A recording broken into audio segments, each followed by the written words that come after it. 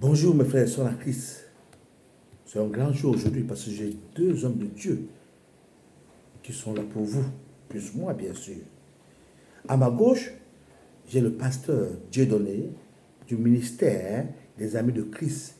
À ma droite, l'apôtre Daniel du ministère de la montagne de la maison de Christ. Tout à l'heure, ils vont se présenter parce que le sujet d'aujourd'hui est énorme. Très, très énorme le sujet d'aujourd'hui. Parce que nous tous, nous cherchons le bonheur. Nous tous, nous voulons être bien. Mais pour être bien, qu'est-ce qu'il faut faire? Faut-il que le ciel soit ouvert pour vous? Alors c'est ça qu'il va nous expliquer aujourd'hui. Je demande au Père éternel de vous faire découvrir ce ciel ouvert. De mettre dans vos cœurs la parole, le Saint-Esprit, et oui, pour qu'il vous accompagne, afin que vous soyez appelés ce jour, ce dernier jour, et pour qu'il vienne vers vous. Exactement. Amen, au nom de Jésus. Alors, nous allons commencer par l'apôtre. Parce que la hiérarchie dit bien que quand tu as un apôtre, un pasteur, tu commences par l'apôtre. Moi, je suis effectivement, comme je vous l'ai dit, le prophète Formou. Je suis avec mes frères de Dieu, mes frères en Christ, qui vont essayer de vous expliquer ce que veut dire avoir ce bonheur, ce que veut dire le ciel ouvert, et pourquoi le ciel doit être ouvert pour vous. Bonjour. Bonjour. Le bonjour. Bonjour. L'apôtre Daniel. Bonjour, prophète Formou. Bonjour, pasteur. Et Bonjour, Dieudonné. ouais. Et bonjour au monde entier. Je suis très ravi. Je suis du ministère de la maison de la montagne de Christ, qui veut dire MMC.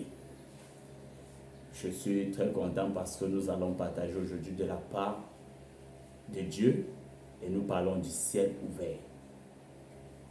Je vous dis merci. Ok. Alors, on va commencer. Je venais à vous tout à l'heure, pasteur Dieudonné. Donc, expliquez aux téléspectateurs, le ciel ouvert, ça veut dire quoi? Où je dois le tirer dans la Bible pour qu'ils puissent comprendre. J'ouvre la Bible dans quel côté? Est-ce que je commence par Matthieu 3,16 ou bien je commence par Ésaïe? Dites-moi, je dois commencer par quoi? Matthieu. Amen. Ouais. Nous allons commencer par Matthieu 3,16, Oui. qui parle du baptême de Christ. D'accord. Matthieu 3,16. D'accord.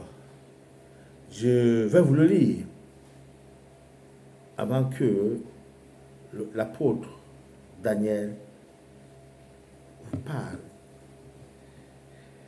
Matthieu, je lis la parole de Dieu dans Matthieu 3,16.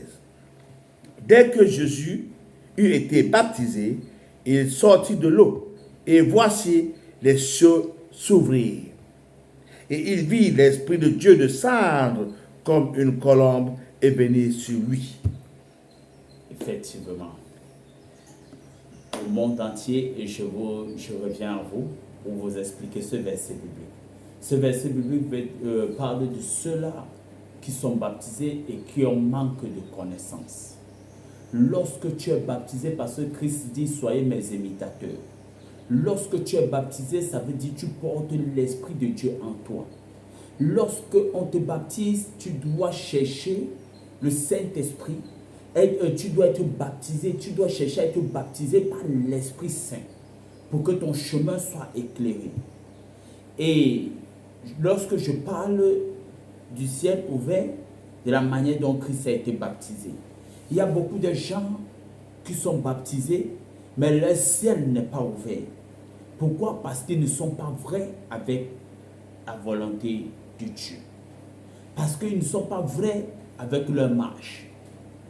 Le ciel se ferme lorsque ils ne marchent pas selon les principes de Dieu. Lorsque nous parlons du ciel ouvert, nous parlons de ceux-là qui ont la volonté de connaître Dieu en profondeur. Amen. Amen. Et ce que je parle par rapport au ciel ouvert, il y a beaucoup de personnes qui préfèrent mélanger sans avoir la conviction que Dieu les a appelés. Amen. D'accord.